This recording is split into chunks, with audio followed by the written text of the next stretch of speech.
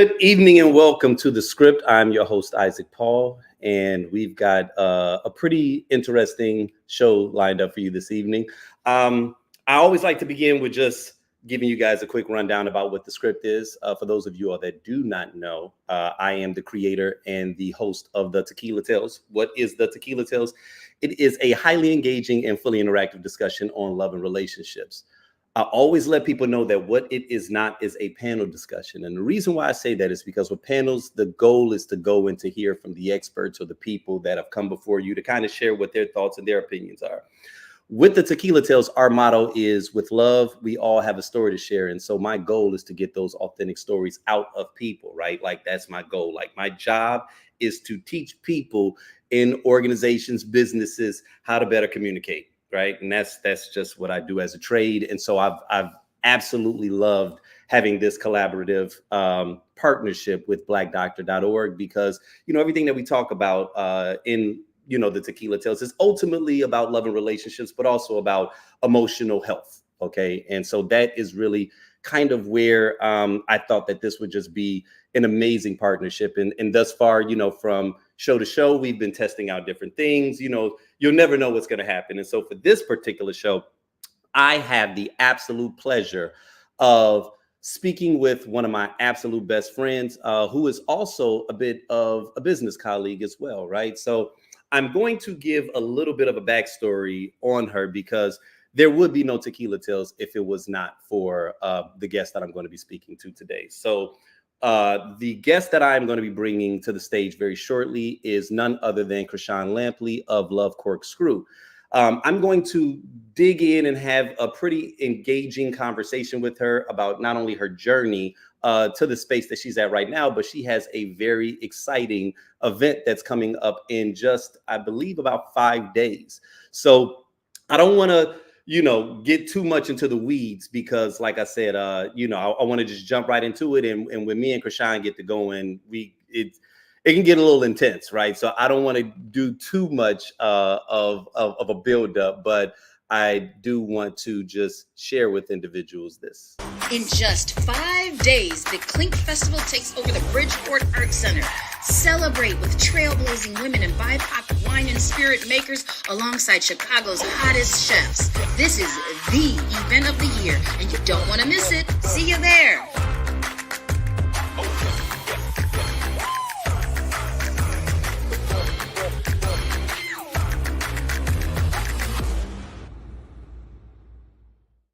So without further ado, I want to add my very, very good friend, Krishan Lampley. Krishan, what is going on? What is going on? How are you doing?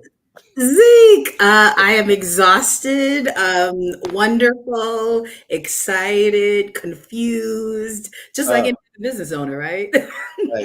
Right. So you know what? I showed the clip, you know, for the Clink Festival. This is the third year, right? The annual. The third year. Yeah. Oh my goodness. Okay, so let's start there, right? Like let's go ahead and get the exciting, you know, part out of the way because I know that there's tons of movement that's happening right now. Can you explain to anyone that's watching right now what is Clink? Clink is the anti-fest, right? Ooh. It is literally my annoyance with festivals, and I'm coming from a business owner supplier side, not from the consumer side. So when you have these amazing wine festivals, spirit festivals, beer fests, you as consumers have a wonderful time, drink, eat, be merry, leave slightly, you know, a little buzzed, right? You just have a great time. However, when it comes to the makers and the suppliers, it takes a lot. Okay. Not only the day of, because we're pouring for so many amazing consumers and we're having a great time and we're exposing our brand. But the part that people tend to miss is, especially as a wine producer, is it's extremely expensive. It's expensive to ship. It's expensive to be there. So as upcoming brands, we spend thousands of dollars. Okay. People have to understand when you ship wine, it's like 25 pounds. Not only is it 25 pounds a case plus, but you have to pay for signature required, which is adding, you know, another ridiculous amount of money. So by the time we get there to any festival around the country, we're at least out of our pockets 3-4 grand. So I created Clink because I, as a supplier, know a lot of things differently than a party promoter does. Okay. And that was to take care of our people, take care of the suppliers. So Clink was literally created out of the Anti-Fest. The Anti-Fest. That's fun. That's fun. So what can people expect? What is so awesome about Clink is they can expect women and BIPOC owned wine and spirit brands. I am also the vice president of the African American Association of Vintners. And this is an amazing position I sit in, not only as a wine producer and negotiant for over 12 years. I know so many upcoming brands that I've mentored. I know so many brands that have bypassed me and are booming way more than I am, but I know them all, right? I'm kind of auntie. I sit in a space where I know everyone. I can text them, email them, and say, come on. So what they can expect is amazing makers and wine and spirit brands that they've never tasted before. They didn't know existed, that are doing great things. I handpicked them all. So all of them offer amazing, amazing wine and spirits. I'm not just having anybody who, makes some blueberry wine up in there. Like everybody is handpicked by myself. And in addition to that, what I absolutely love about this festival, unlike any other, is that this one has plenty of food. Most of these festivals will just have charcuterie, or just have a couple of hot dogs here and there and some slices of pizza. No. We have James Beard chefs. We're talking James Beard award-winning chefs. We have chefs from Chicago, chefs that cook. It's an amazing organization that have some of the best chefs in the entire city of Chicago, as well as we have Mariano's, who is one of the sponsors that's bringing food as well. So we have tons of food, and we're talking amazing food, and the chefs themselves are there. And these are some bosses, some amazing Hispanic women, Black men, these amazing chefs from all over the realm, all over the city that are here, people of color that are just killing the game. And I'm super excited. So you have plenty to eat.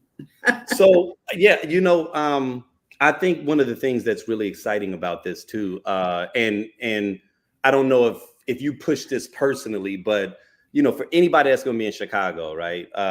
We are, I think, probably more than any other city, the creators of who all gonna be there type of energy, right? Like, yes, we are. We need to know who's gonna be in the room before we determine whether or not worth our time, and our effort. And since the very first one, like out the gates, you all knocked it clean out of the park. And every year you guys have been selling out of tickets, right? So, I mean, I think you guys may actually, like last time when we did this, it was you guys had sold out of tickets a month in advance. And I know that you all increased the capacity. So I think you guys still got like a few of the general admission tickets remaining, right? Because last time this was a victory lap, right? Yeah, it was. I was like, whatever, I'm just hanging out. Yeah, and people were getting upset with you, like, "Oh, I want to come," and it was like, "Oh no, sorry, we already sold out," right? So, right. So yes, tell us about the vibe, like in terms of like the people that are going to be there. For anyone that's watching this that's interested in attending. It's a whole nother level. So my business partner in Clink, her name is Joyce Dawkins. She's amazing. She is the event side, right? I'm the supplier side. She's the event side. And we're just the perfect yin and yang. And between us, we had a great discussion about saying that literally everyone from any genre, they're coming at their best. Right? You have the young Gen Zs that come with their, heels on and in suits. You have the older crowd like myself, the Generation Xers, who are just come and fly. Like there's so many amazing people and everyone is coming at their top game. Last year was so amazing. We literally had 1,000 people. It was so amazing that there was a wedding going on upstairs and an NBA player actually came down because he was bored at the wedding to come down to hang out and Clink and walk through, like just to get like the vibe. We have a woman-owned cigar bar that's going to be there, that has this Mm. luxury bar that she has there. We have, again, amazing makers, from large like Uncle Nearest to small and upcoming, like Sip and Share, which is an amazing vegan wine. There's so many things. It is the amusement park for adults that are Mm. fly on a Okay. Sunday. Okay. All right. So individuals that are interested in attending, what's the best way for them to purchase tickets? Yeah, please go to Clink Festival. So that's CLINK festival.com. Go to clinkfestival.com and you will see the general admission tickets that are left. The VIP is sold out. If you know me, and I said this on my personal page, don't inbox me, don't text me trying to get a ticket. I am not giving you a VIP ticket because it's completely sold out. We even have some TV shows that are coming in to do some recording and stuff. So we're super excited, but VIP is sold out. But trust, general admission is just as fun. You're gonna have a ball, and you gotta come. It's crazy. It's crazy. Okay. So listen, Clink Festival, this is the third annual one. And like I said, I was fortunate enough to be able to attend the first one. The only reason I couldn't come last year was because I was having my first child, right? And My little so godson, right, yes.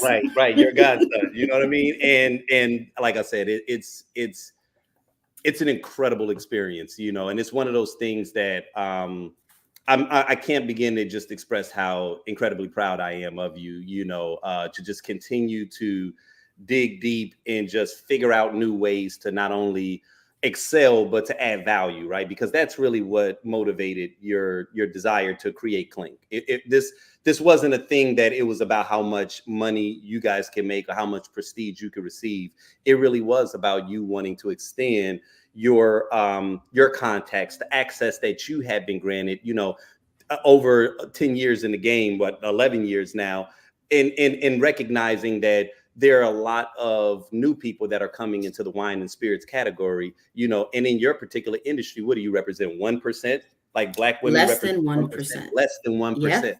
less And than so, 1%. creating these types of opportunities to not only increase the exposure for, Black and women brands, but then also kind of like share and kind of pool resources, because that's one of the things that sometimes we can fall a little short on. And it's not because of an inability or an unwillingness to do so. I think just we aren't in the habit of doing so, right? It's unfortunately, it was the way that our culture was kind of raised, where we do kind of have that very competitive, you succeeding means I can't succeed mentality. And the reality of it is, it's like the old adage goes, where if you want to go fast, go along. If you want to go far, go together. Right. And so you creating this is, and watching to see all of those different, and have over 50 different brands, you're not only exposing a lot of these people to a new audience, but then you're exposing the audience to a lot of these brands, so that now when we go into these stores, we're not just,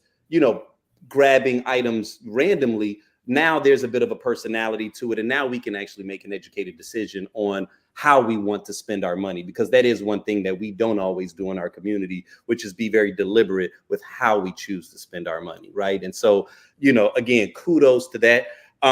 Since I have you here, right, there's no way that I was going. So for those of you all that don't know, right, so now it's time for me to go into the backstory thing, right? Me and Christina, right? We have kind of like an outfit together that is called Wine and Love. So for those that don't know, before it was Tequila Tales, it was Wine and Love. Okay, so just a brief walk down memory lane for those that do not understand who it is that I'm featuring today. She was a co-owner of an art lounge in the South Loop of Chicago called Three Piece Art Gallery. They released their own wine. This was the first iteration of Love Corkscrew, where she created 2 varietals of wine, and they needed a way to popularize it and get people to sample it. So they came up with this great idea to bring people into their gallery with a relationship discussion. And so I had a burgeoning friendship with them, and they said, you know what, why don't we bring in Isaac and have him host it? And anytime I explain to people, like, that first show that we had, that first event that we had, the only way I can explain is to say that God was in the room. It was just one of those things where this was before the DJs, before the microphones, before, the large burgeoning crowds. We're talking about 25, 30 people packed into this event because they had a boutique gallery that they would constantly pack people into, right? But just Isaac, that place couldn't have been more than 400 square feet.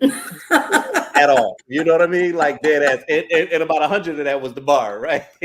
And we didn't have microphones. We didn't have much structure. Me, a clipboard, and some sheets of paper. We had a co-host, and just a conversation that let me know that not only did it have impact and it had value, but that it was something that we needed to do more of. And so we did it for an entire year. But unfortunately, we had to stop hosting Wine and Love when the gallery closed because they suffered a financial setback because the gallery flooded, right? And there was no way that they were able to, the business had to close, right? And so as a result, everybody kind of goes and, does their own thing. And about a year later, when, my intuition hit and said, we need to start it up again. But this time, since we no longer have access to the gallery, we'll go to a new location and let's make it bigger. And literally probably 2 a.m. on New Year's Day, first person I called was Krishan. I sent her a text message like, hey, I'm thinking about doing this again. Let's do Wine and Love again. Are you down? Now I'm sending her the text because, I got excited. And I'm not thinking that she's going to be up. I'm thinking she's going to hit me up when she gets up in the morning. Literally within about 3 minutes, she's like, let's do it. And I kid you not, from that day forward, it was like we hit the ground running. And within, 30 or so days, we were hosting our first Tequila Tales. We switched the name. There's a whole little story behind that. But, for an entire year, we were, kind of joined at the hip, right? And that was during the same period that you created Love Corkscrew. And I mean, it was just such just a fantastic time where there was so much growth, so much excitement, because we both had these kind of young burgeoning brands where we just didn't know what we was doing, but was throwing everything that we had at it, right? But in spite of that, we also had like a radio show, an internet radio show. So like, she and I, we do this, right? And we actually have a template. Normally it's her that's running point with the topics. And then she'll just cover me with stuff and keep me, structured and on point. But this go around, I said, it'll be fun since I have you here for me to just kind of dig in a little bit as it relates to your story, because, you and I, we have a lot of conversations, and you do a lot of interviews because there's so much wisdom that you have as it relates to not just the wine industry, but then also business in general, right? And I always enjoy hearing the tidbits about your story, but I also have like the behind the scenes, awareness of like what's really going on. And not that what you share isn't what's really going on, but there are times where I feel like there's so much more value in some of your experiences that you really seldom get to share, because I sometimes I just think that maybe people don't know what buttons to push, right? Like, and everybody knows, like, they see the success, they see how inspiring you are, and I feel like it ends there. And sometimes they don't really get to see like what the grind looks like, right? And that to me is what I always find so inspiring, when you get an opportunity to really let me know just like what a day in the life looks like, right? And so I kind of wanted to dig in a little bit and just kind of like do ask you a couple of questions. And some of these questions you may have to pause and even think on it for a moment, because they may be a little situational. But you know me, I like to try to see if I can stump you a little bit. But let's just start with, kind of like overcoming adversity, right? We'll start there, because, everybody, one of the things that Kamala is talking about is what was it, $50,000 for new businesses is one of the things that she's pushing, right? So you're gonna see a lot of LLCs next year, when she wins, right? When she wins, I'm speaking this into existence. When Kamala Harris wins, right? You are going to see a lot of people that are going to take this opportunity to start new businesses, and that's going to be exciting.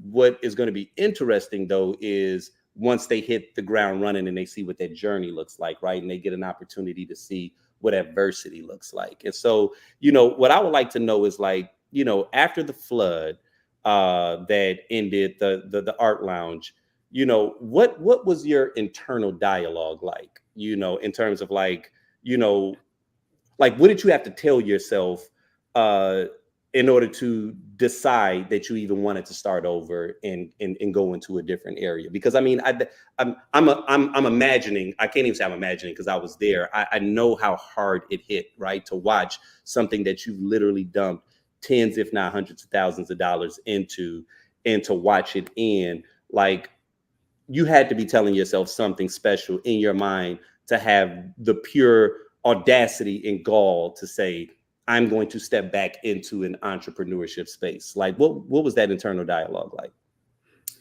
It took a while, right? It was very much of, and I've said this before in interviews, where I realized after a while that my heart was still beating, so I had a purpose. And that really hit me hard. I mean, to really delve into that, I would be by myself at home after I'd come home from work and would just go to sleep. I was almost in a depression, right? And I didn't want to go out. I didn't want to do anything. I know I would talk to you every now and then, hang out with you. I would have a few friends call me, and I'm like, I really don't, feel like going out. And when I thought about it, I'm like, okay, at the end of the day, no one's life is stopping.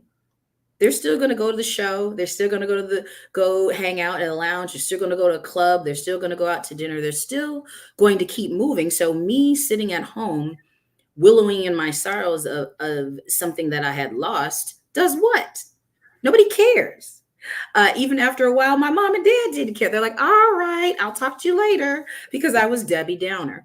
So it was really this internal thing of, all right, nobody cares at this point. So I need to get my butt up, because still people are asking me those same questions, right? They're still asking me, Kashad, you worked on the Avenue all these years on Michigan Avenue. You know where to hang out. You know where to go. You know what restaurants to go to. You can get in the clubs. You got the business card. You're always able to get into places. So it was me saying, all right, let me get out here. I'm still cute. I can still hang out. Let me get out. And me willing in my sorrows is doing absolutely nothing right now. So that was my internal voice. It was, let me get out. Because being at home under the covers does what? Does what? Okay. So for you, you kind of felt like it was that desire to stay moving. You recognize the importance of movement. And because you know what, and I think I've heard that once, where they say that there are a lot of times where, we believe that that the thought has to precede the action, but in many cases you can actually like inspire the way you feel, or you can change the way you feel by how you act. So it's almost like not necessarily lying to yourself, but I think that sometimes we may not feel in the mood to do something, and so we'll just sit. We'll remain, kind of stagnant almost, because we're waiting for the motivation. We're waiting for something to inspire us to get out and to feel compelled to do something. And in all actuality, it's like you kind of got to push yourself through it and force it, even when you don't necessarily feel like it, and I pushed hard through it. Yeah, I pushed hard through it. I mean, I was in retail, right? So in retail, especially in high-end retail, you're acting all the time. So during 8 hours a day, I'm acting like I'm happy, acting like everything's okay, because at the end of the day, I need you to buy this $3,000 jacket that I feel that, you need. But now when I'm getting off, I'm going back into this depression of, I lost my gallery. Like literally I would get off work and be so excited. I couldn't wait to get off to go and mix some drinks and talk to people and say, this is mine. Like, that was amazing. To now go home and not have something that is tangibly something I own, but yet I'm making millions of dollars for this company. I said, okay, no, this is ridiculous. I need to get out of this rut, because there's something else out there for me. There has to be. And that's where I changed my space. Okay. So, success stories, they oftentimes will like gloss over the challenges. Can you share a time in your journey when things weren't going according to plan, and like, how did you course correct? Okay, so they're not going according to plan right now. Number one, I only have one earbud in my ear because the other one dropped. So I'm trying to act like that didn't happen right now. So things aren't going according to plan right now. Okay, so that's number one. I was hoping you gonna put me backstage right quick because I Yeah. need that earbud. Okay, so Look, you are absolutely look. So there you go. I'm gonna go ahead and put her backstage for a moment. Watch. That is funny. She had to let me know that a little technical difficulties. There you go. There she goes. So that's number one. Okay. So now, number two, things ain't going according to plan. They're not going according to plan right now. This year hasn't been a great year for me. And I know if there's any other business owners out there, you know what I'm talking about, right? Election years always suck. So Right. my business sucks right now. And when I say Okay. suck, okay, I exaggerate, right? I am very, very blessed, doing amazing things. I'm sold around the country. I have literally 3,000 accounts right now. One of my favorite and best accounts is Midway Airport, where I'm over Concourse A, under North Concessions, and they have me literally 100% wine of the entire concourse. So, man, God is good. However, this has been rough, right? This industry is interesting because this is a $130 billion industry. So when things are good, people drink. When things are bad, people drink. However, they change course, right? They adjust. And right now, wine sales and spirit sales are down because people have all this product left over from COVID. So when they bought all these wine clubs, they bought all these spirits and things, they have so much stuff at home. So their way of saving is going through their product they have at home. So they're not buying as much from the retail stores. So Okay. right now we're suffering. There is just new brands coming out. Some people are going towards non-alcoholic wine, which is interesting. There's just so many different things happening. So right now, I'm just like, what am I going to do? And mind you, I'm 12 years in business, and it's still, what am I going to do? Because I always look at it as I have not made it yet. We all have different thoughts of what success is. Some find it as money, some find it as notoriety. There's everybody has a different assessment of what success is. And for me, I'm not there yet. I got a long way to go. I'm still broke. I got things to do. So I think it's forever going to be like that. But I'm crazy enough to have chosen to be an entrepreneur. So that's just where I stand. And I'm going to continue to, I always say, break every glass ceiling till there's no more to be broken. Okay. So before this next question, for anyone that's watching, one of the things that I normally would share in the onset is regardless of which platform you're watching it from, we're broadcasting in about 6 or 7 different locations. It doesn't matter if you're the only one that's viewing it on your particular channel. If you make a comment, I have the ability to share it. So if you have any questions, any comments that you all want to, ask Krishan, or just, any type of advice or input that you all want to share, feel free to do so. And you can engage in the conversation, like I said, regardless if you're watching it on YouTube or Facebook. Now, with what you said a moment ago, Krishan, one of the things that we talk about a lot, and we're starting to discuss it more frequently, is the feeling of like imposter syndrome. Right. And, there have been a lot of studies that even share that as successful as women are, and specifically Black women, that you guys tend to deal with it at a much higher rate than men are. You'll be overqualified. Like I think I just read something recently where they said when a woman goes and applies for a job and they list all the duties, a woman could have anywhere from 90 to 95%. They can meet the requirements to 90 to 95%, and they will still not apply, right? Unless they are at that 100%. Whereas I think for men, I think it might have been like right over 50 or something like that. So meaning like we're qualified, right? Yeah. We can do 50, like we know about 50% of it. We'll still throw our hat into the ring. We'll still kind of get after it. Whereas a lot of times women, are a little bit, hesitant with that, So when we're talking about breaking into spaces where you're already underrepresented, like you said a moment ago, we're talking less than 1%. Have you ever dealt with that feeling?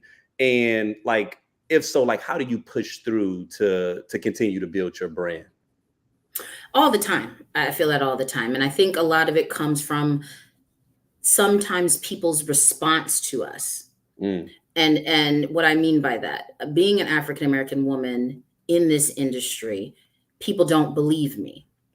They haven't from the beginning. Now it's getting better. However, when I first started 12 years ago, it was very much of, wait, but you don't own a vineyard. How do you mm, know anything about wine? What are you talking about? And I remember being at some events and trade shows where I have a counterpart next to me that's not a Black woman who was less educated than me, who knew less about wine and spirits than I did, but they didn't get the questions I got. I mean, mm. I was sometimes just getting just I just might as well put shine the light right on me, right? And interrogate me. So I used to get offended. I used to just get Mm. nervous and this pit in my stomach. And I used to Okay. feel like I was less than. And after a while, I started kind of laughing at it because, I had to tell myself, wait a minute, I actually know the answers to all the questions they're asking me. Mhm. And for the questions I don't, I can just simply say, I don't know. Let me get back to you. Or I Mm, don't know the answer to that because I don't know everything about wine. And I don't. So I was scared to say that. And after mm. a while, so many years in the game, I'm not scared to say I don't know. If I don't know, I don't know. I can tell them, you Google it. I don't know. I don't know every single varietal in the entire world. I cannot pronounce every single varietal in the entire world. I just Mhm. can't. I don't know every small yay in the entire world. So when somebody will say, oh, do you know such and such? And I met them in Bordeaux. No, I don't know them. So it became very clear to me that I said to myself, you know what? You don't know what you don't know. I'm not gonna lie. So I need to stop feeling some type of way like I'm less than. Okay. Once I did that, I was okay. So it's still a struggle sometimes, but it's different. Instead of me getting upset, I actually chuckle. Mm, And I just said, I don't know. You tell me mm. the answer. You educate me. Okay. So you're using Jedi mind tricks now. Absolutely. That's what though, I'm glad to even hear you say that, because when you first started that story, your response, it immediately shot me back, because I remember year one, year two, where there would be times where you and I may have been out and about, and it blew my mind one time when you shared this with me, because me being the person I was, I didn't see it until you made me pay attention to it, where you told me that one of the reasons that you even enjoyed sometimes when we would go out, because just you standing next to a man would automatically give you more, like, you know, credence in someone's eyes. And Absolutely. and that to Absolutely. me blew me, because I was like, I don't know nothing about what you're talking about right now. And you was like, Ike, you don't have to. You was like, literally just you standing there, and that's Yep. one of those things where it's like, as we continue to develop as just a culture, as a people, and even as more women start to be more open about sharing the experience of what it's like being a woman and an entrepreneur inside of this space. It's very easy, I think, for us as men to kind of like undermine or overlook that, right? Because there's always the assumption that we truly are in like this egalitarian society where it's all about, everything is even, everything is equal, and it's all about how hard you work. And we never think about something as subtle as that, as just by nature of being a woman, that there's still many men that are out here that they just automatically assume that you know less, or that you're not as much of an expert as someone else. And it was crazy about it is that it's now on display for the entire nation and world to see, when you see something like the last debate, the president, regardless of who you voting for, right? Like, politics aside, there were clearly two different types of like intelligence, like IQ levels that was sitting on that stage, right? And it can be mind numbing sometimes to even watch the news and watch people have anything negative to say about her, when the opposite gets this free pass to just be as absurd and as ridiculous as he wants to be, but they're still in a dead heat, right? It's like, how are you in a dead heat with a person that is incredibly unserious, right? And just that alone goes to show you the lengths that not only women, but specifically Black women have to go to prove that they are qualified against counterparts that shouldn't even be said in the same sentence as them. You know Let what I me mean? stop you there, Isaac, because you just brought an amazing point. So let me go back into that story a little bit. When there was one day, if you remember this, that you actually came to one of the grocery stores and did a tasting with me. Mm-hmm. It was either a grocery store or a liquor store. And I said, Isaac, just come with me. I think we were going out to an event or something afterwards. Right. And I'm like, just come with me. Come, let's move these bottles. Right. So exactly what you just said happened. Isaac knew nothing about wine. He was absolutely ridiculous, silly, absurd almost. But him being right next to me at this store, we sold out. And I remember saying to Isaac, as soon as we sell out, we'll go. But we're going to sell out. Watch. He was next to me. I never forget that. Isaac was next to me, and I was just spitting all this knowledge about the wine and the appellations and the regions and blah, blah, blah, blah, blah. I'm sitting behind you like Ike Turner.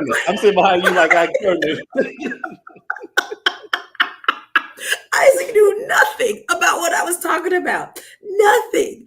And he would have like a one-liner or something silly or absurd. Next thing you know, they're buying 2-3 bottles. Right, and it was so much fun.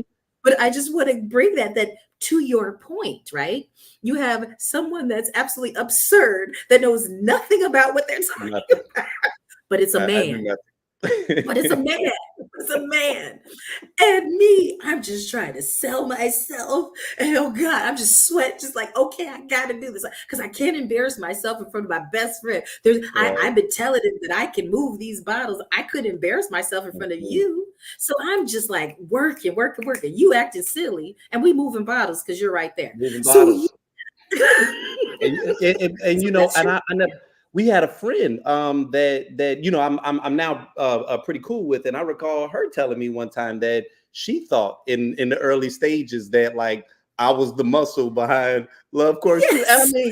And I mean, and you know, okay, so on one level, I would be flattered if it wasn't so absurd, right? I would be flattered, like.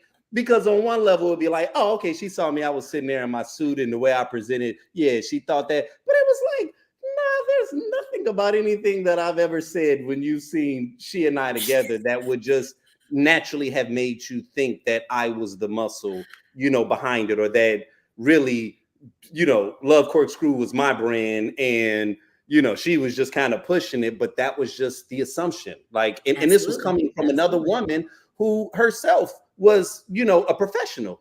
And so it even just goes to show how sometimes this mentality, it's not just held by men, right? Like this is an entire societal shift that we have to undergo.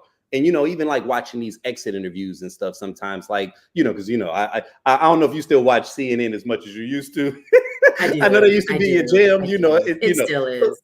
Right. So sometimes you'll watch, you know, how they be interviewing people and they'll do like the little polls and stuff like that. And it's amazing sometimes to hear them interview women and to hear women saying like, yeah, I don't think that we're ready for a woman president yet, you know, and sometimes we'll say things that lets me know that they've kind of drank the tea a little bit and they feel this way about women leadership, probably just based off of either what they've seen or maybe even just some limiting, you know, internal beliefs that they may have within themselves. But it's, so I like that to me is something that I recognize that's an additional thing on top of all the other obstacles that every other entrepreneur naturally will go through that, you know, women have to go through.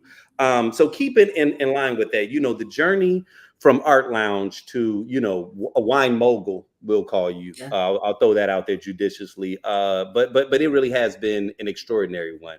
You know, you spoke a moment ago about like your definition of success, right?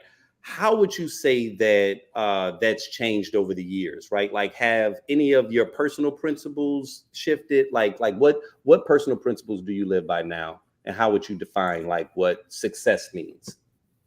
Success, I would say so two sides to that. Is it the same from when I first started Love Corkscrew? Yes.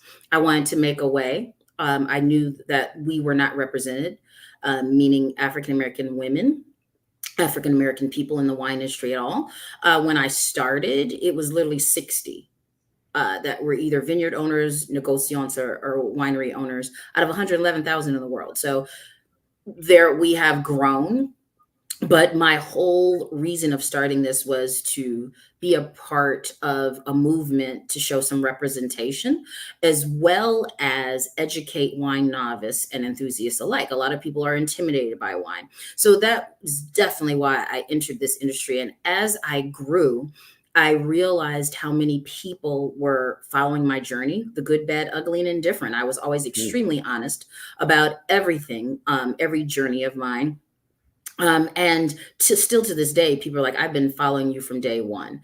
So that has not changed. However, after COVID, after George Floyd's passing, and after the huge boost in wanting to support Black-owned brands and people of color and grants and things like that, we are now back down to, in my opinion, even worse than prior to that, meaning it's the anti-support of small brands or minority brands. It's the anti. It's we gave you a shot, okay, bye-bye. So how I feel right now, it's hard, right? Because I was never in this for money. However, now I'm like, but I deserve to actually make money. I deserve to actually be profitable. I actually have amazing accounts that people wish they had. I'm on shelves that people wish they were. So why don't I qualify for certain investments? Why don't I qualify for certain grants? Why don't I qualify for I hear all the time, hey, we'll just invest $10 million into you and we'll just see what happens. I hear it all the time. Why don't I get that opportunity? Why doesn't my due diligence paperwork come back better than others? Why is it that because I didn't just start 6 months ago, you're not going to put $10 million on it? But I haven't built and did everything that you would want a business to do. So I did all the hard work. I did all the heavy lifting. But now I'm too old of a business. I'm mortified at that. So I feel like if I was possibly someone different, I would have had the money ages ago. I would have had the investment ages ago, a large investment. I would have been able to, people were trying to buy the name Love Corkscrew from me years ago when I first trademarked it. Years ago, they wanted to take my name for many different reasons. So why don't you see value in me like you would possibly in somebody else? And I've done my procurement. I know of other brands that, how in the world did you invest in them? You can't be serious right now. It's not about my opinion in liking a product or not. It's like, for real, I'm here already. So I'm confused. So I say all that to say, I go from doing this to prove that it can be done to, really, folks? I can't. Wait a minute. So are you saying that you got a bit of a chip on your shoulder right now? Is that what's motivating you a little bit? You know what I'm saying? Well, you're like, oh, okay, I'm gonna show you. I can show you better than I can tell you. It's like one of those things when you get older, like you can really tell the truth now, and you can say things that people wouldn't let you get away with a long time ago. I feel like I'm starting to get in that space where I can just tell the real now. I'm not going to bite my tongue anymore. I'm always going to be respectful. I'm always going to be businesslike. But however, if I see something plain as day, when I'm not getting an opportunity that I'm afforded, like, what? I'm going to say, what? That didn't make any sense to me. And you still may not give me that opportunity. That's okay. But I'm not going to bite my tongue anymore. I'm getting to the age, I'm not going to bite my tongue anymore. And hopefully that'll help others. Yeah. Because and it is liberating. And you know what you just said a moment ago, I know that to be true, because we're starting to see it as an entire industry shift right now. You know, during the period of George Floyd, it was like this come to Jesus moment that everybody was having, it this national reckoning where people were forced to accept that there are systemic and social, inequities that exist, right? Yeah. And so people were trying to absolve themselves of their guilt with their checkbooks. And so for a very brief period, it looked like we were going to slowly shift into a more equitable space. And just as quick as it came in, it is coming back like a whiplash. I can't remember the name of these sisters, but I know you are familiar with that story of the Black women that own like the VC firm, where they were giving the money to, right. That they literally, the Supreme Court just pretty much had to shut down on the grounds of, I guess, it being racist. And I was just like, okay, wow, how quickly we have shifted from recognizing the inequities to now we're banning books. Now we're talking about CRT. Now it's like, and it's like, how do we get here all of a sudden to whereas they're trying to make it increasingly more difficult than it already is, but based off of you've given us too much already, you know what I'm saying? And so now it's almost like the pendulum, has swung back, and it's trying to swing all the way to the other side, and not in a sense because you gave us too much, but it's almost like the perception, like there was this perception that they've given us much. And I feel like they are attempting to placate to a group of individuals who weren't even in seek of these opportunities, right? It's not like you not admitting 5 to 10 more Black people in Harvard. Now, all of a sudden, the people that are really complaining about it, these are people that probably don't even have college, high school diplomas, but yet you're invested in this discussion about equity, and so, yeah, I can imagine how it has affected you on your end from a business perspective, considering how much investment is needed to be inside the industry that you're in, and that frustration. Yeah, it's got to. It's got to. You see what you're doing. You see what you're doing, and you know that you're taking this much and you're creating this with it. And it's like, how are other people not seeing this, right? So I simply just want a seat at the table. I simply want a seat at the table. I have seen brands get turned on from large retailers by the flip of a dime. Literally, sure, we're going to turn you on around in the entire nation, and the distributor just turns you on in the entire nation, and we'll see what happens. They make millions of dollars. They sell their company to a large conglomerate, and then they're out. Yeah, that is. I've worked my butt off to remain and to build velocity on shelves, and I still don't get that opportunity. It's very much of, Krishan, we'll just stick you in these 10 stores. You know what? We're going to put you in 10 stores, and I need you to move 100 cases a day. Like these just ridiculous asinine expectations. Even though I've seen larger brands collect dust on the shelf, but they're fine. So there's certain things like that.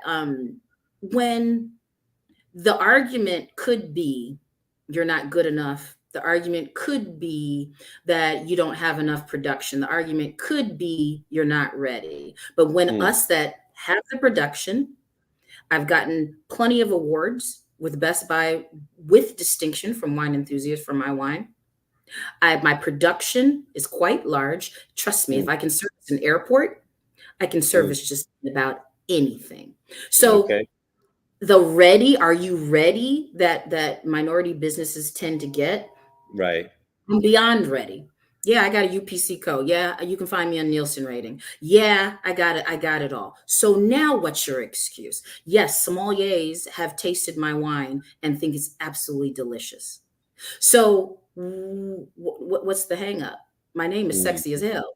What's the problem? Love, corkscrew. This is wine, but menage a trois did just fine. You know, like it's like things like that. And I'm just like, what are we even talking about here? What are we even talking about? Just okay, here's my question to that though, right? Because one thing that I'm curious about is, you know, you came into this space as a bit of a trailblazer, right? Like we're already talking about you being less than 1%. And then you went in a route that other people weren't going, with these fun, whimsical names that were very approachable, you know, very, very, very comforting to the novice, as well as the intermediate and even the, you know, wine aficionado, the right? snob. Yes. The snob. Okay.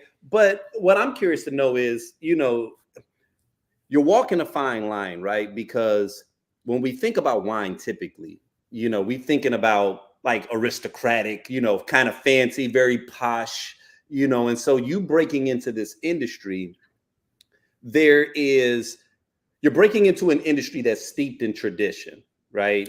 Yeah, you already look different than the other people, and then you've decided to extra push it in their faces by saying, not only do I look different, but I'm going to be different, you know, in terms of even the way that I manage my brand, and even the way I push, you know, like your imagery, everything. You go to your website, you're seeing black and brown faces, right? Like you don't run from who you are. So I guess what I'm curious to learn is, like, how do you balance that? Like the desire to want to be accepted, right, by your peers and by the industry, and you know, to get in the same periodicals and magazines and to be seen amongst your contemporaries as being on the same level, while still remaining true to yourself. Like, how do you balance that? You know, it's balanced by a simple. So I'm going to say something really crass, but understand I'm going to follow up with some evidence. Okay. Google me. Okay. Right. Love Corkscrew was in Forbes. Love Corkscrew was in VinePair. Love Corkscrew, we've gotten 89 points with the Best Buy with distinction by Wine Enthusiasts. Love Corkscrew has been in People magazine. Love Corkscrew was on billboards in Times Square. Love Corkscrew was one of Beyonce's picks of wine. So at the end of the day, I deserve a seat at the table, and it's been proven over and over and over again. Yet, I've also brought people to wine. For instance, I was literally, and I would love someone to challenge me on this, one of the first wines to call myself a negociant. Now everybody's saying they're a good negociant now, because I was going to tell the truth that I am a negociant. I'm not actually crushing the grapes myself. Okay. I am a negociant. I'm working with the winemaker to produce the wine during harvest. So that's number one. In addition to that, I brought younger people, I brought wine novices to not feel so intimidated about wine. During the time that I was growing up and in college, when everyone was drinking apple martinis and Cosmos, I was going with my best friend to go drink flights at Bin 36. We were doing that before others were. So I say that to say, no, I'm not super special. But what I am is a salesperson and marketer that knew what was missing. I also worked in distribution for a liquor brand, a company. So I had over 300 accounts. And they were golf courses, restaurants, nightclubs, and everyone told me the same thing. They want to support, they want something different.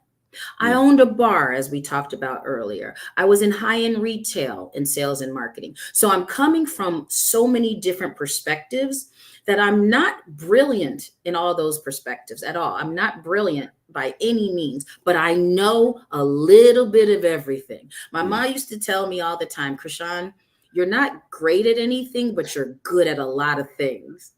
I used to be insulted by that. And after a while, as I got older, I was like, that's pretty profound. I know a lot. Uh-huh. And because I've touched a lot of spaces. So Mm, that is my answer to you, is that Love Corkscrew, yes, definitely came at a time prior to a lot of people knowing or understanding varietals, wine novice, wine enthusiasts. And it was quirky, it was sexy, it was mm, pushing the needle. It definitely had a sexuality to it, love, cork, screw, right? And it was mhm. something different. However, to answer your question, I still held the tradition. I Okay. still made good dang juice. Mm, I okay. still knew about wine. I still worked in the industry. I still learned from the best. I still learned from great growers. I still learned from farmers. I still wanted to stay true to each variety I produced. And I Mm, always say this: there might be people out there that say, well, I don't like Krishan's wine. I don't like juice. Wine is so subjective, it's not even funny. mhm. Wine is so subjective. But at the end of the day, none of my wines offend you by any means. Mm. So, it's You simple like so as buy it anyway. go buy it. You better go buy that damn wine. I love when people are like, well, I don't drink. Well, girl, man, you look, you know somebody who does. So like, you more like than likely work for a corporation where you can give it as gifts. Give it away, but Right, buy the right. dang wine. Okay, so look, if you can go back, right? Like, so I mean, in the game, 11 years. I mean, and again, man, I could have done the typical thing that you do when you're interviewing somebody, and just got like a long list of all the things that you've done in this last decade, right? Like the many bullet points. Because let me tell you something. Let me tell you one thing that you are not shy with is some press. Okay, I ain't never known somebody, man, like that can get themselves in front of a camera. I have seen you on so many TV shows. You was on a reality show. Like you did that one Oh God. and won. What was it? Entrepreneur Mag, Elevator like pitch. by Yes, Amazon. I yes, was like, every time I yes. turn around, you in something new. I know.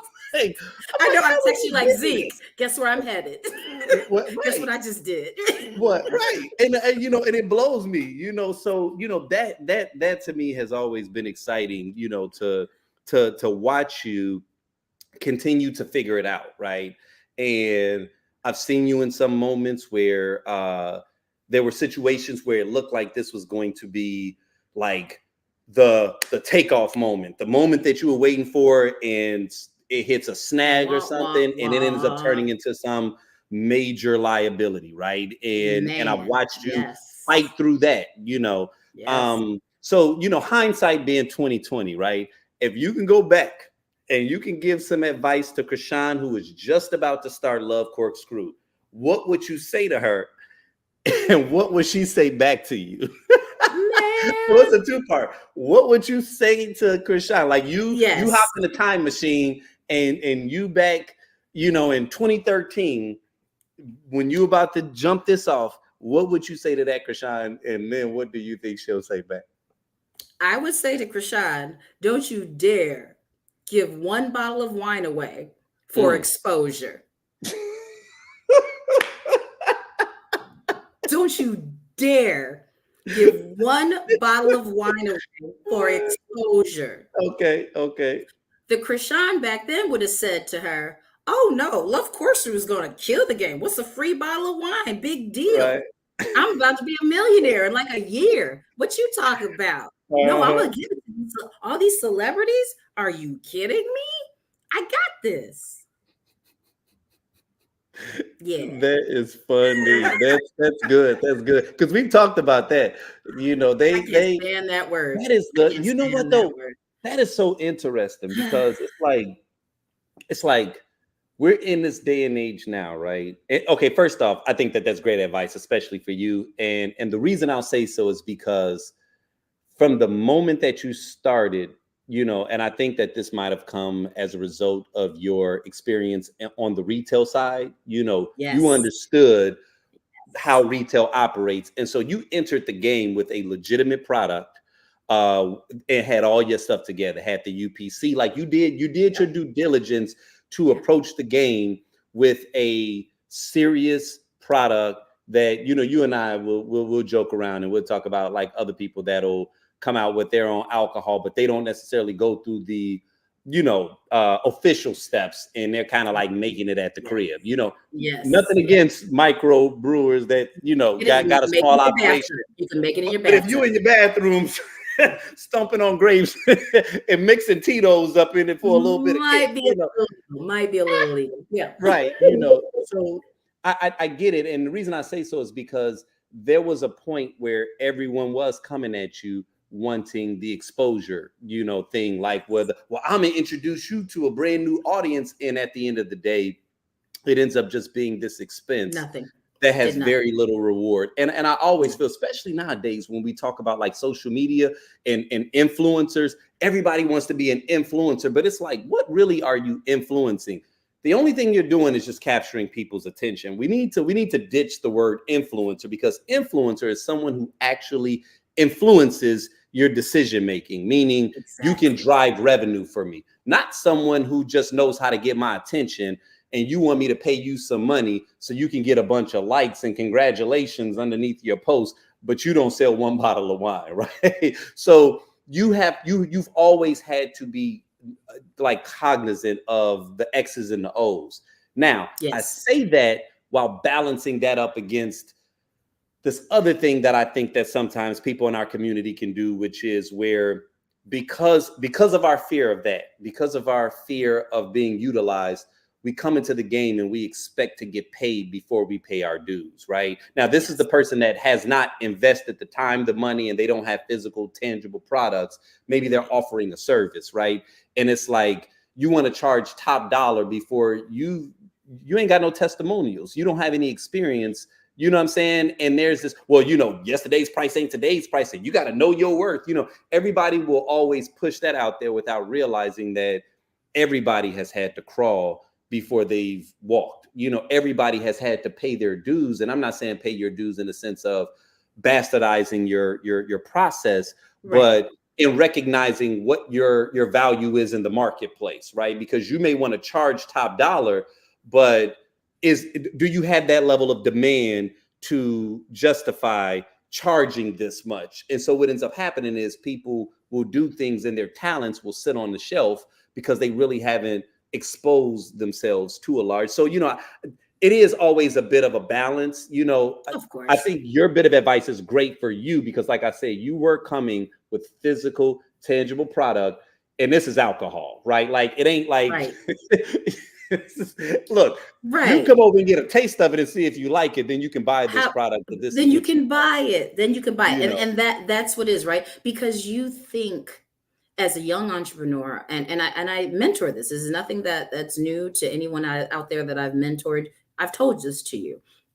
Do not waste money on certain marketing aspects, especially when you have things at your fingertips that I did not have at all. Right. This social media life right now, I did not have coming up in the game. If I did, I probably would be a multimillionaire right now. There are so many things at your fingertips that you should not pay for. There are so many things at your fingertips that you can just do. People want to see the authentic you. They want to see your story.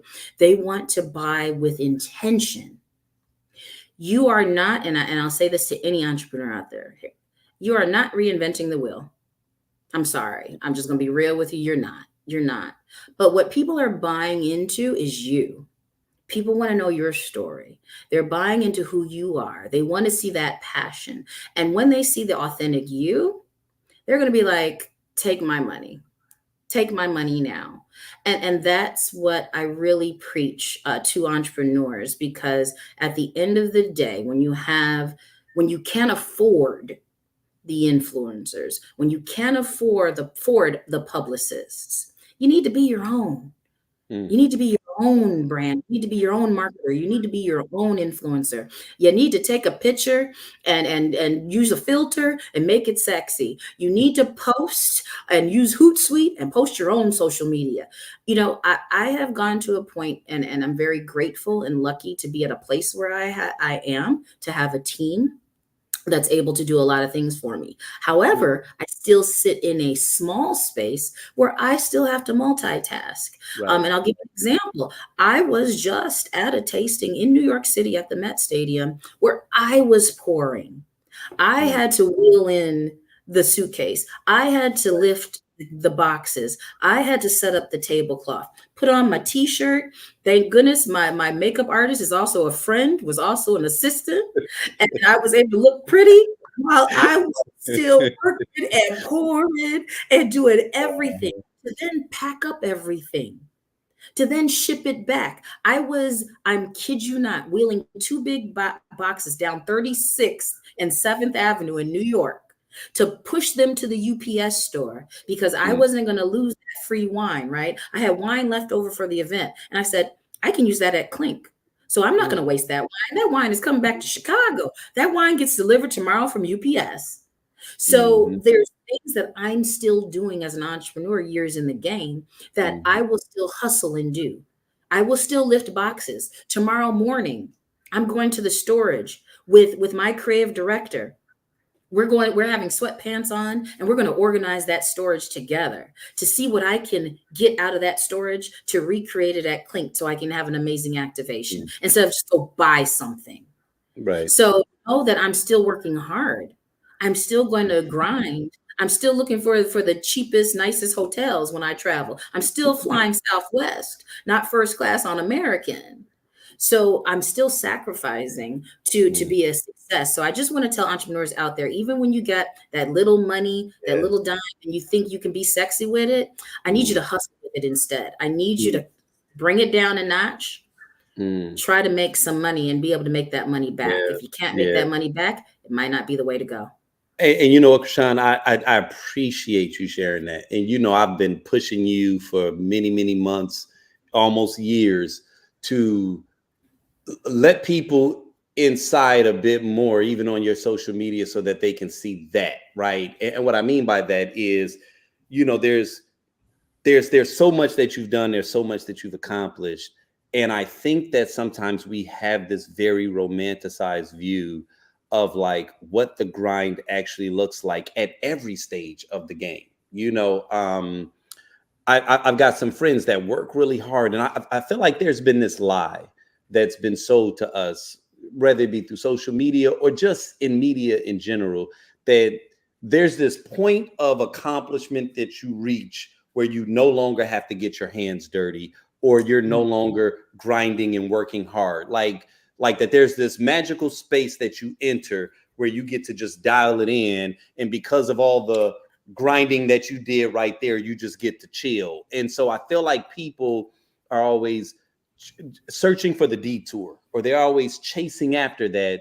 And what they don't know is that people that are making millions of dollars, whether it be in revenue for their brand or if it's actually in pure profit for them, regardless, nobody's just dialing it in. Everybody's showing up and working their ass off, right? One of the greatest examples of it, sports-wise, LeBron James. Like, I hear his work ethic exceeds that of rookies that are coming in and the veterans that have been in the game for years. They say that that man is like a monster, and that is why he is still at his age able to perform at that level, because he his work ethic is like next level. And I've always felt that about you. Like, people see you and sometimes like, yeah, you know, like your social media, like, because you know, Christian is killing it with the visuals and your editing looks great. And I'm like, I think these people think you just jet setting, but then you'll call me and we'll have a call, and you driving up to Michigan and piling up all of these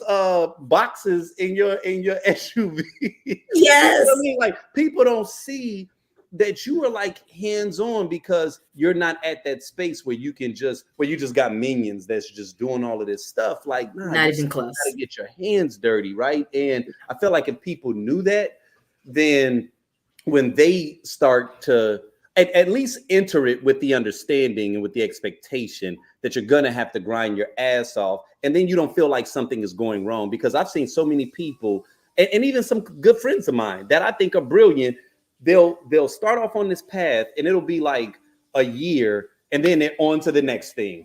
If it doesn't pop off inside of a year or two, it's on to the next thing. And it's like, when are you just gonna like sit in that uncomfortable space for a while? Like, maybe it wasn't as profitable as you thought it was gonna be, but like, it's a fallacy. Like, social media makes us believe that just just because a post can go viral overnight doesn't mean that success happens overnight. And like nobody is sharing that because it's not sexy, right? And I get it. That's one of the 48 laws of power, is that you're supposed to make your success look effortless. Well, in us doing this, I think what ends up happening is a lot of people that if they knew it was going to take hard work, it wouldn't have necessarily deterred them from entering the game, but at least you enter the game with a better understanding of what it's going to take, so that the first moment that you hit a roadblock or you hit a brick wall, you don't say to yourself, oh, well, that must have been the Lord telling me that it wasn't meant to be. Nah, nigga, excuse me, it was meant for you to grind. Like, it's not for you to grind. It don't mean that, oh, success isn't possible. No, this is a part of the process that everybody has to go through. And if you knew that, then at least when it occurs, you don't feel like the house is on fire, right? You know what I'm saying? And so when it comes to you, I'm like, I want you to keep doing everything that you're doing, but I'm like, man, if people knew how hard you work, there would never be a question as to whether or not you deserve it, whether or not it was luck. You know, look, people are doing that to Kevin Hart right now. I go into every comment section anytime Kevin Hart does an interview, and it's, oh, he not funny. Oh, he's an industry plant. Oh, it's all of these people that want to tear this man down, like we have not witnessed his grind from the early stages, and like this man wasn't working 10 times harder than every other comedian. And it's like, and the reason I push back against it ain't because I feel sorry for Kevin Hart, because this man is a multimillionaire. It's, I don't want anyone to delude themselves into believing that the only way you can become successful is because of the Illuminati. No, you ain't successful because you lazy as hell, and because you're not willing to do the things that the Kevin Harts, that the Beyoncés, that the Krishan Lampleys, that the, you know, everybody is willing to do. They don't see the grind. You know what I'm saying? And I get it. It's hard to have cameras out there when you got your hair. Right. I'm like, Isaac, you're telling me to have a camera on my Volkswagen truck while I'm lifting 10 boxes in my trunk. Okay, Isaac. Right. But it has to be the perfect position of the camera while I'm trying to put boxes in the car. Okay, Isaac. Got it. But that's what I want. That's what I want. I want to see the gritty. So another great friend of mine, you and I both know her name, Aikita. She said something extremely profound to me one day, and it stuck with me through years. This was years ago. I remember something really tragic had happened for me in the business. I think I had lost a large account, and I was devastated. I couldn't sleep that night. And I was texting her that night about it, woke up the next morning telling her everything that was going on and the ways that I was going to make up for this, because I can't lose. I can't lose. She texted me and said, Krishan, you love this, because if this was not happening, you wouldn't be happy. You love every minute of this chaos. You love every minute of you're about to fail and you pick yourself up and you work your way out of it. And she texts that, and I want to be like, bitch. And you don't know me. Right. But then I sat back before I responded that, and I was like, dang, she's right. I do love every second of that grind. Every second of the doubt, every second of the, oh, you don't like my wine? Oh, okay, I got you. Let me get the sommelier to give me kudos. You know, like it's, yeah, I do. Now, yes, eventually it gets tiring, right? There's only so much I can take. Right. However, I get it. And everyone in this type of space, in this entrepreneurial world, has to have a little bit of that in them, right? You have to have that ability to take it as a challenge. You have to have that ability to be like, oh, okay. You gonna shut me down? Gotcha. I'm gonna do this, as opposed to I'm gonna quit and I'm just gonna start all over and do something different. No, there's ways of curving a little bit, right? Adding maybe a different motto to the business. But for some reason, you got into what you got into for a reason. You had some passion for it, or the passion wanted to follow you, as I've said before. So There's a reason why you're in this space. That's like people starting something, getting into something else, and then end up going back to it. Like, why did you go back? Because you couldn't let it go. So does that mean that we're a little masochistic a little bit? Like, are we masochists? Do we enjoy the pain? Because, you know, the point that as you were saying that, I was like, man, I 100% agree, because it's one of those things when it's like, when you're in it, it's obviously uncomfortable. You don't enjoy it. You want to get out of it. After you emerge, one, you may recognize the value that it added, in which case you then become appreciative of it. And then even when you look back on it, you'll probably look back on it and recognize that it wasn't really as tough as you were making it to be. The biggest thing that was bothering you was the anxiety that was created from the uncertainty of whether or not it would pan out, right? Like hindsight being 2020. Like, it's like a great movie. Like the climax or the conflict is actually what makes the story enjoyable and entertaining and engaging. But you only enjoy that once you know that the hero emerged victoriously, right? Like that's why I hate movies that get you all invested and then the hero dies or they lose in the end. Right, and here comes the credits. Well, this right, is depressing. Like, why you show me this? But when you think about the journey of life, I think it does become profound when you do recognize that you can't have one side without the next. And I do think that is one of the benefits of like wisdom, right? As we continue to go down the journey, because like you just said, like I'm kind of coming out of one of those spaces where, you know, you kind of deal with like little bouts of uncertainty or some frustrations. Like, yeah, there's a couple of things that's going good and, you know, God got you, but there's certain things you're trying to accomplish that just haven't materialized yet. Yeah. And then you find yourself in those moments where, you know, doubt kind of creeps in, frustration creeps in, you know. With me, luckily, it's never regret, but it can be the fear of regret, right? Like, should I have zigged when I was supposed to zag? And when you're in those moments, those can be defining moments, right? Where you have to really, one, determine why are you in it, but then two, kind of step back off of it and say to yourself, you know what? It's going to look better on the other side, right? Like where you are just literally in the mud and you're like, let me just try to be as present as possible so that I don't allow this temporary moment of frustration to, like, you know, masticize into something that, you know, leads me off my path. And so your girlfriend reaching out to you and saying that is profound, because it actually takes guts, because when somebody says that, sometimes you want somebody to empathize with you and to just be like, oh man, to give you empathy and like be sorry and oh, I can't believe they did that. Oh, but when my God. I could, yeah, that would have tapped me too. Okay. I was like, damn it. But I'll say this. I'll end that part with saying this. I think we just cracked the code right there, right? We like the story. Everyone wants to end whatever it is with the story. Whether you sell the company, whether you lose the company, you do something different. We all want to be in our 80s, 90s telling a story. And that's what I think why we go. So I don't think that we are masochists at all.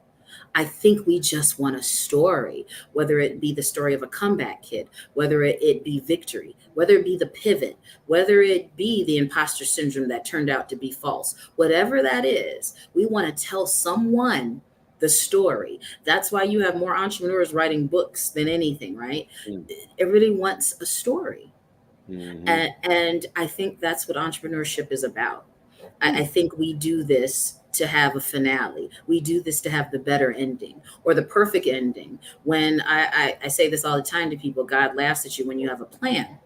And I think that's the fun of entrepreneurship, is how is it really going to end? And we don't know. I wake up every morning like, how is this going to end? I don't know, but I'm going to have a story. Okay. I like that. Okay. So Final question here before I just ask you one question before I let you go. Yes. So, I think my you know, phone's up in I'm listening. I'm gonna charge my laptop before it dies, so you can put me backstage again. she said, put her backstage again. Here you go. There you go. All right. So here you go. So, your success is incredible. But and you kind of hinted on this a moment ago about how sometimes the journey can be a little isolating, right?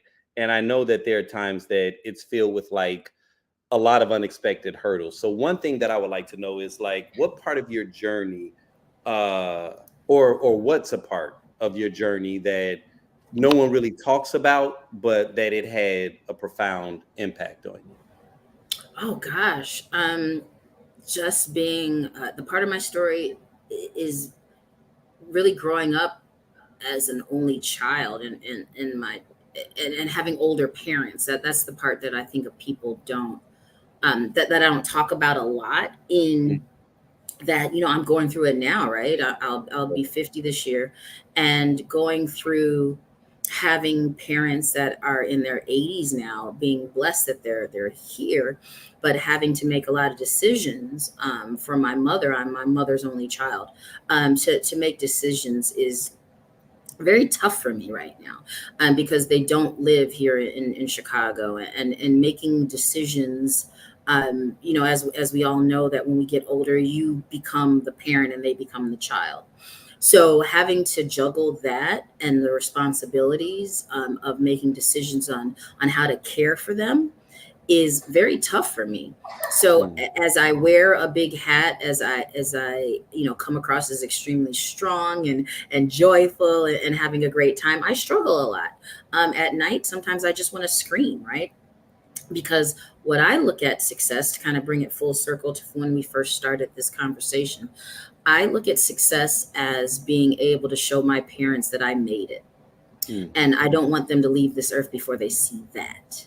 So that's what I look at success as being. So that's the part of the story that I don't tell a lot of people, that while I'm blessed to have my parents here, I'm still responsible for them, and they're not here with me.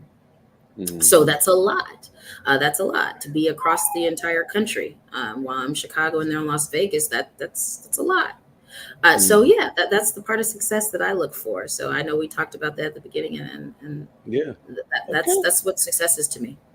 that's awesome. Okay, so you know how we do, and we won't make this very long, but there is absolutely no way that I can let you go without a court section. And I got two words, and then I want to know what you think about these two words that I'm about to say. Two words, okay? Okay. What's your reaction? Freak off. Oh God. Okay. So I'm gonna say this.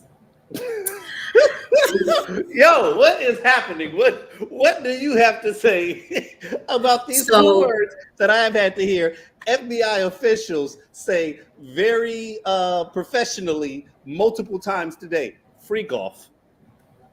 So I'll say this. So let me give people just a little bit of background. Again, I'll be 50 this year. So I was smack dead in the era of Puffy, smack dead in the era of Sean Combs, smack dead in the era of Bad Boy. Went to the reunion concert in Las Vegas, where Shine was actually on the screen chiming in from Belize. Okay. And performing. So I am a huge lover. Biggie was one of my favorite rappers. So I just had to give that little background. Right. Disclaimer, full disclaimer. Full disclaimer that this was my era. I was partying and going to clubs. Right. For those Chicagoans, the Dragon Room. I was living in the hip hop era, right? I lived in New York, and I went to Fashion Institute of Technology on 27th and 7th in the 90s. So I lived and breathed that era. So I say all that to come to this conclusion. When I saw the charges, no, let me back up a little bit. We all in that era did not have social media. Right. But for us that were in the scene, if you will, and I would say I was probably considered in the scene, was at least one person removed from knowing someone in that camp. Okay. And I was. So I did know that he was not a good person, but I was not close enough to know exactly what was going on. So now I'm going to fast forward to when I saw that happen today. I had said to my husband a few months ago, I know we're going to find out before the end of this year. I know whatever's going to happen is going to happen before the end of this year. The feds, we're not playing. And I will say one part of it. I'm not going to go into any detail, but this is the part that I know it's a wrap. When they showed the picture of those two guns with the clips, with the serial numbers scraped off, it's a wrap.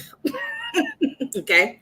Just the charge alone for possessing those two scratched off serial number, what were they, AR-15s? Yeah.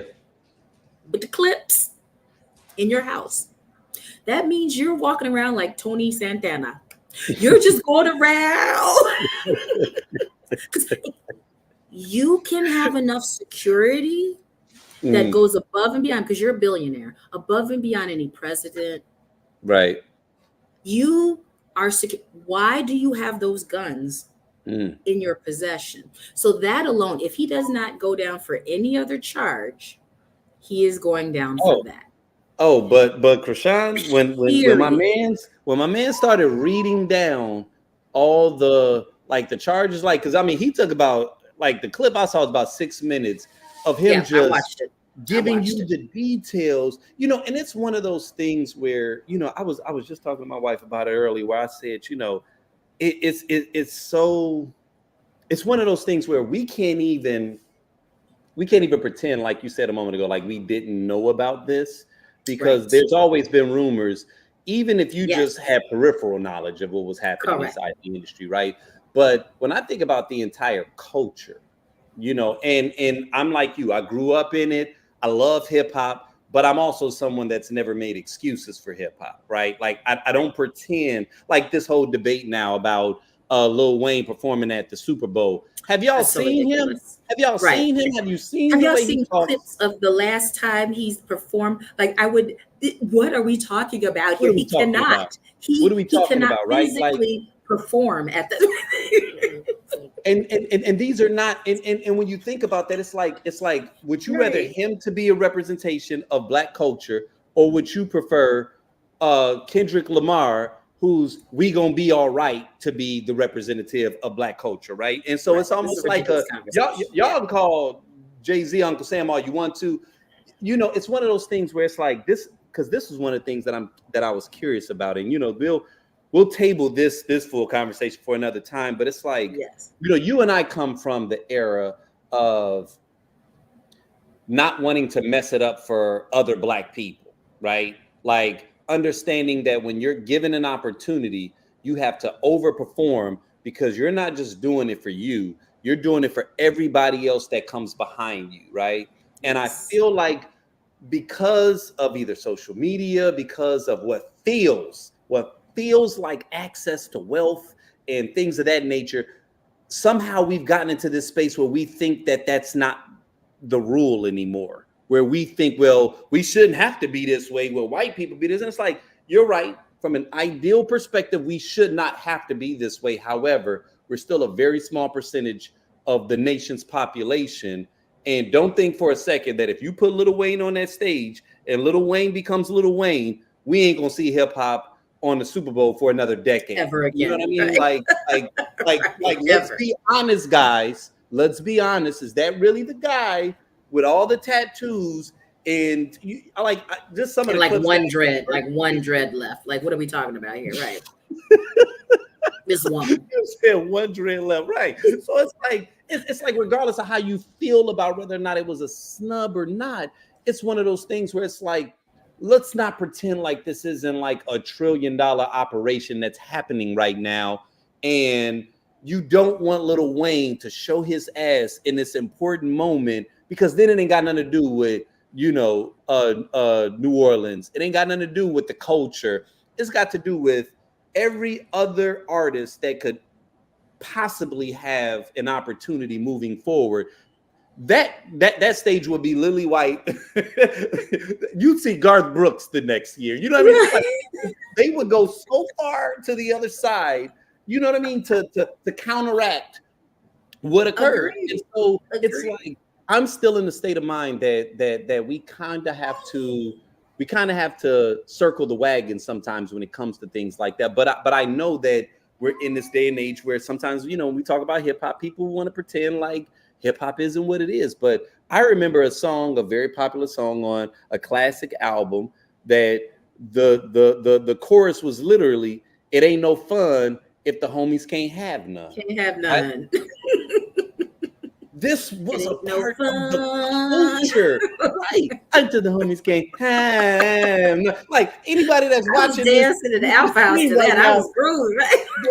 45 and above. So we can't act like this is young, ignorant kids. No, this is the anthem. If you're 45, 55, 60, we're like, oh, that's my jam.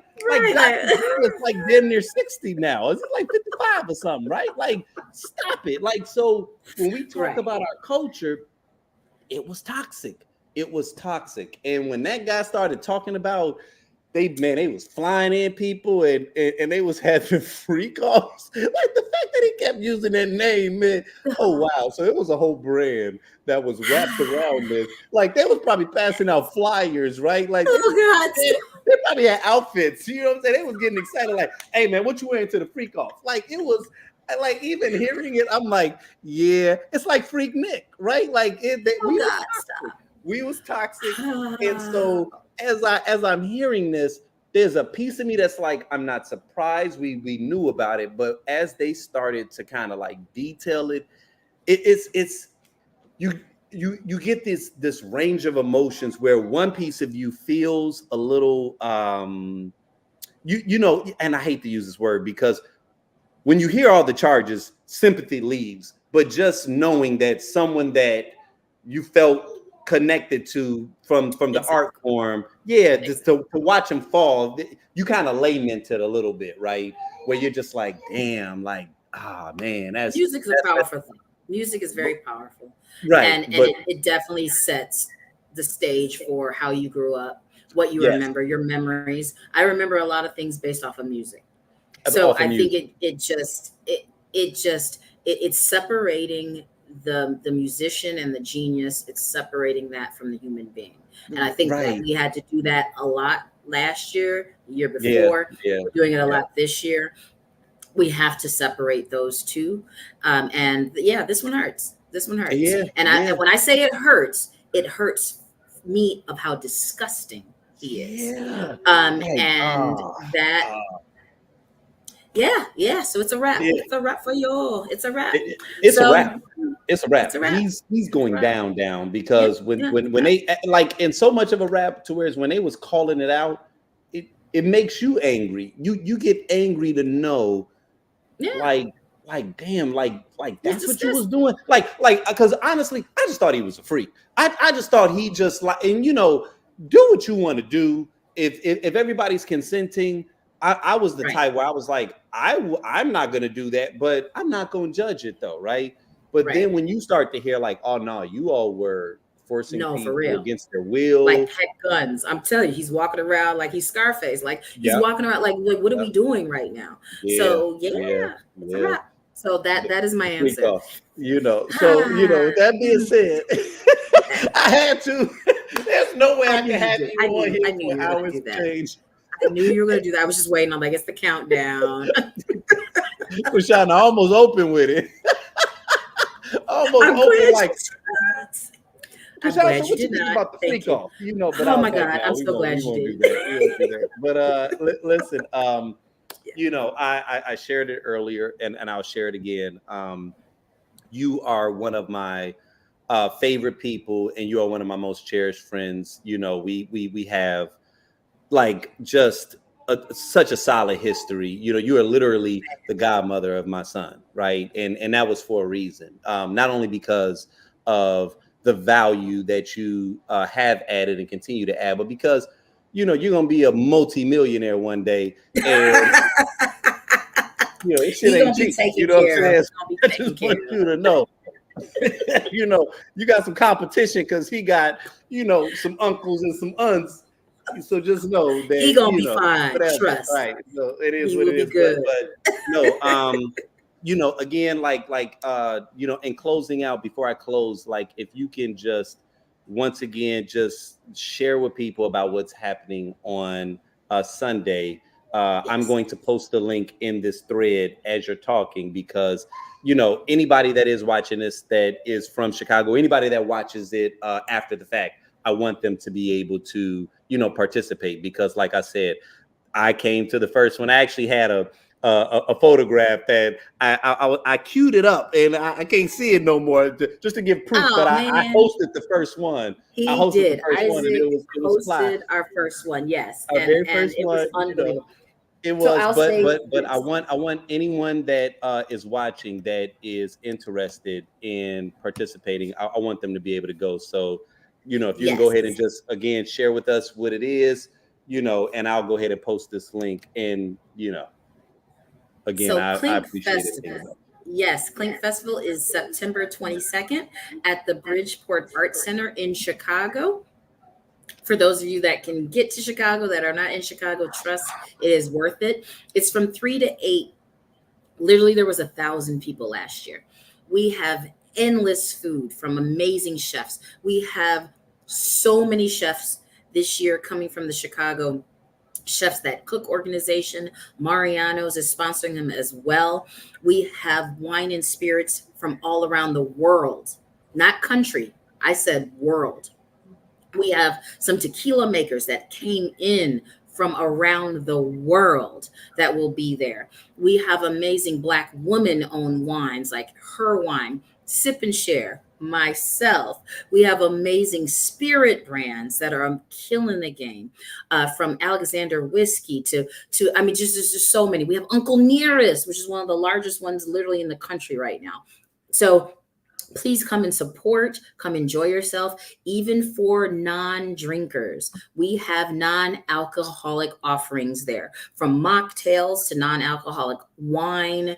You have plenty there. We had some amazing designated drivers that brought their friends that were eating and enjoying it like no other. So if you look up the Clink Fest, so clinkfestival.com, that's LINK festival.com.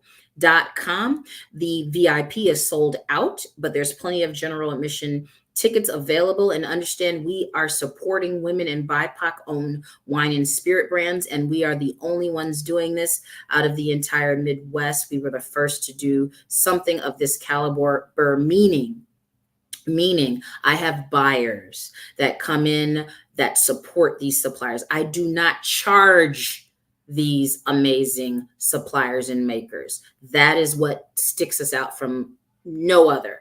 I do not charge them. I want them to make it. I want them to grow, and I want them to show how amazing they are. So again, if you can make it, clinkfestival.com. If you're on IG, clinkfest.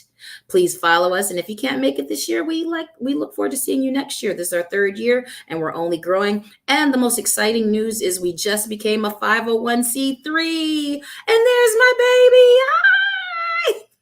Look at that head. And that's all I got on. She said, "Look at that head. That is hilarious." Right? You definitely got my head. I'm not even going to pretend like he does not.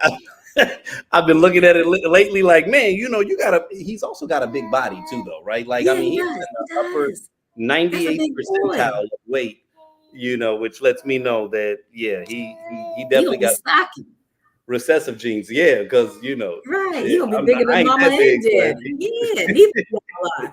Oh my God. Yes. He's he's taking after his godmother.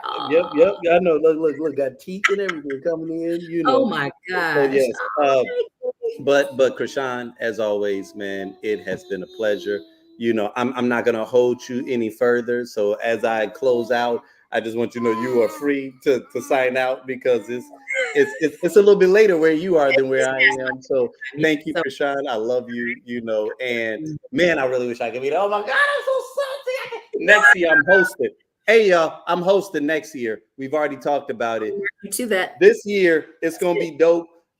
Maybe I'll make a guest appearance. Who knows? You know what I'm saying? I'm hosting next year. But y'all, listen, the tickets are almost sold out. They got like a handful left. So if you are interested, I have posted the link so you all can just click on it right there. Like I said, Krishan, I love you. Thank you for everything. And until the next time. More. Bye. All right, you guys. So like I said, this is the script, right? And we had a comment that just came here on the back end. It was from Dora Jones. She said, we need to be trying to talk about the solutions and not entertaining this problem. It's been all over the news for 2 days now. And you know what? I'm going to be honest with you, Dora. It has been, but man, it is just shock when you really hear the extent. Because it was one of those things. It's like, I feel like we're in this space now where it's like we know things are happening. And I'll say the name. I don't care who supports who. I believe that everybody has a right to support whatever candidate that they want. But I'm gonna just be transparent, and I don't care who I offend. I think that Trump is absurd, and I do not understand what is happening in this world right now, where we are taking this character as if he is a serious person. And so the reason that I bring that up is because I feel like we're living in a world now where we no longer expect accountability. We no longer expect consequences for nefarious actions, right? And it's one thing when things used to happen and it was a cover up, right? And you would say to yourself, like, oh man, like, yeah, somebody always did something. But nowadays, they're doing it right in front of your face. They are literally telling you that they lied, and there's no consequences. If I show myself as being absurd, if I show you all the nefarious activities that I did, but the people that support me also don't have that moral compass either, we're living in a world nowadays where it's like collectively we're losing our way, right? And so, I think that it is a bit of a shock because when Cassie first came out and we saw the tape, that was the first bit of evidence that we saw as proof. There's always been whispers. So we've always known about that for a while, but then we got to see it, and then it affected us. Then the raid happened, and it was like, okay, FBI don't jump in unless it's something real. But now when you actually hear the indictments, it's like, okay, that means that they have a legitimate case, that they are not only continuing to build, but the fact that they deny bail is when it's like, okay, like you all feel like either he is a flight risk or you are trying to make a serious statement, which means that this deviant behavior is so extreme and so repulsive that you don't want, like, and of course I know our people, it's going to be all kind of whataboutisms. What about Weinstein? They didn't deny Weinstein's bail. Did they have that much tape on Weinstein? Because apparently they got hundreds of hours of tape on nefarious activities because he was using this tape for blackmail purposes, right? This is different. And because of the fact that, regardless of what we say, like Puffy is a cultural icon, right? And so it's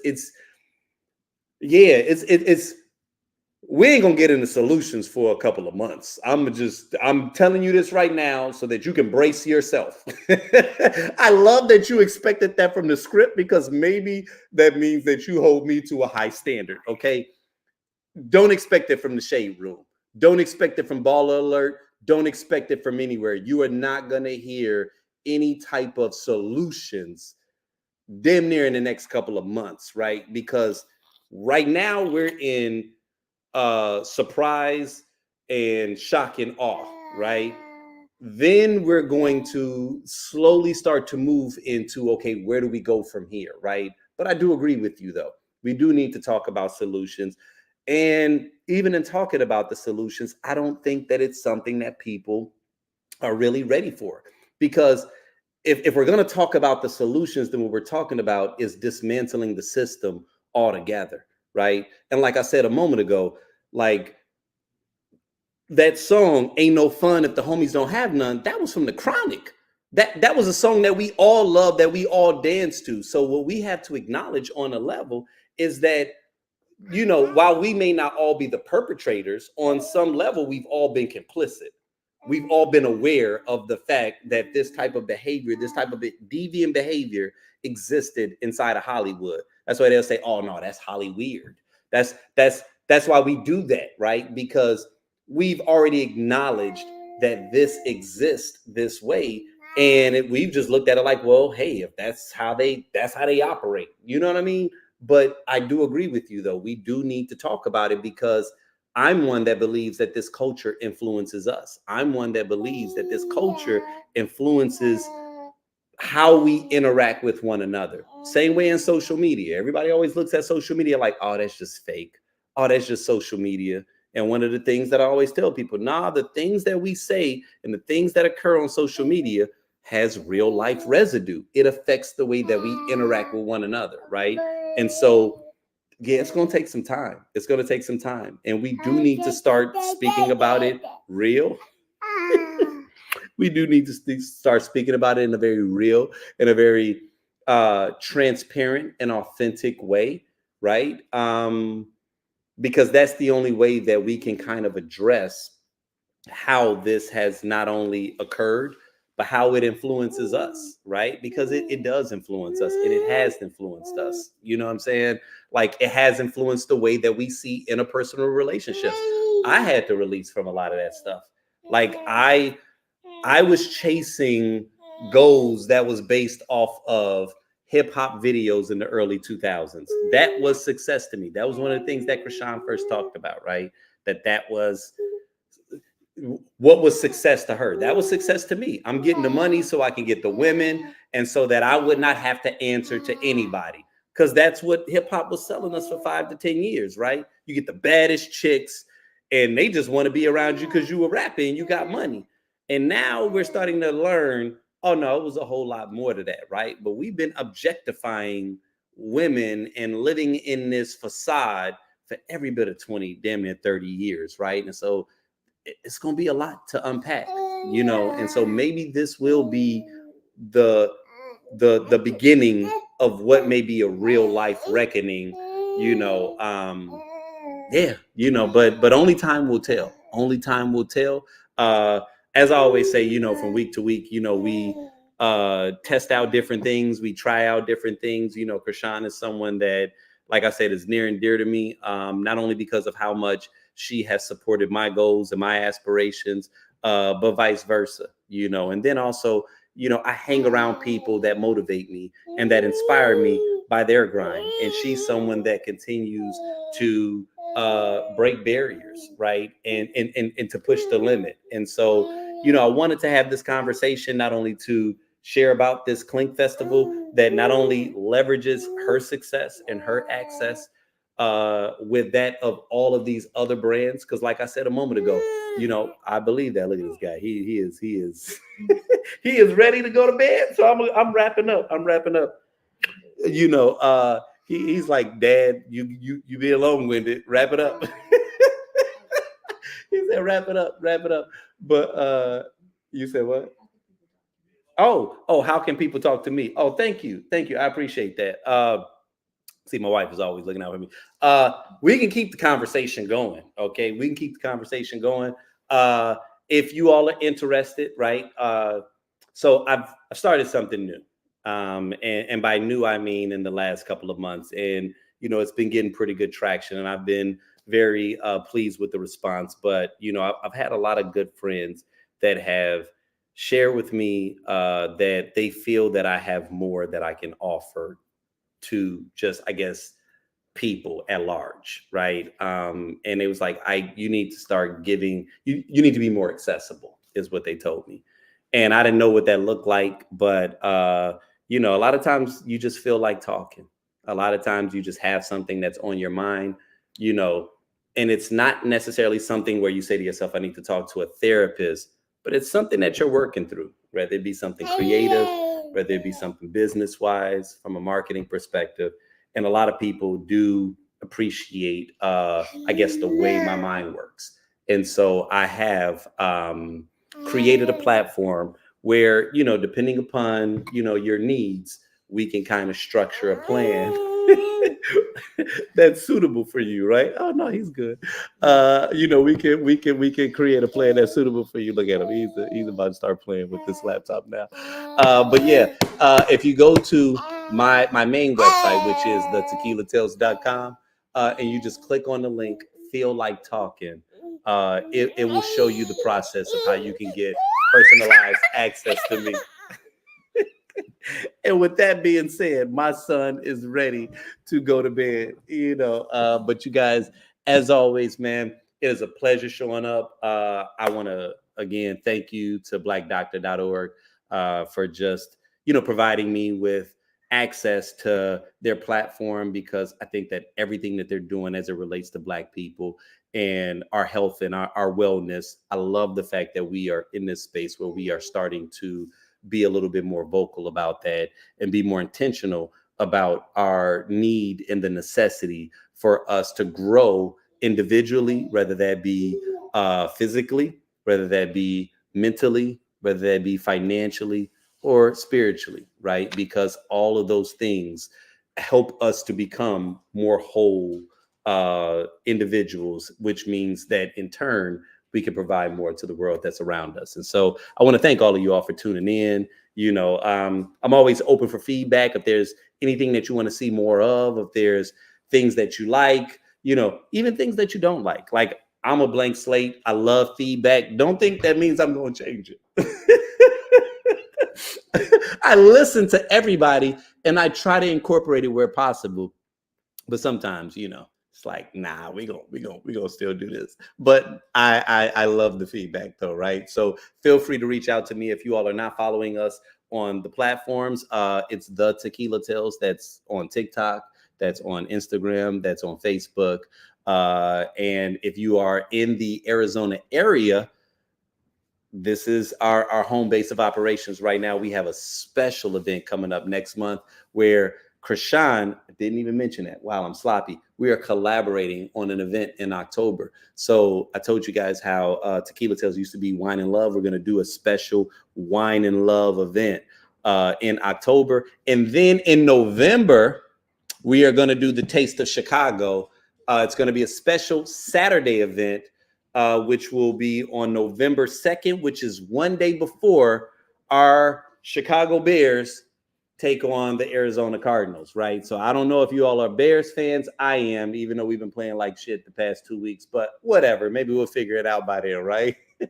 I know people are going to want to get out of what may be chilly temperatures. It depends on how Chicago is operating this year, but it's going to be beautiful in Arizona November 2nd. I can guarantee you that. So if you are interested, we'd love to have you as a guest, but I love you guys. And as always, I appreciate you.